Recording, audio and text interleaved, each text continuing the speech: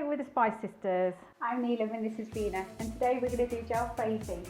We've already made up the Jalfrezi dish here, and it's actually aloo gobi. Potato and cauliflower, our favourite, or one of our favourites of many. Yeah. And today what we thought we'd do with our leftover aloo gobi Jalfrezi is do a street dish that they do in South Africa.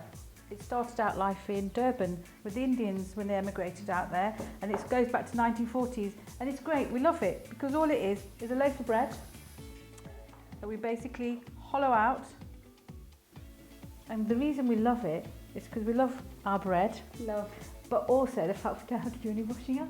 Because the idea is you scoop it out, dollop it all in. It looks really impressive if you can find the right bread. Oh, go on then. And then all you have to do is put the lid on top. And there you go. Bunny chows.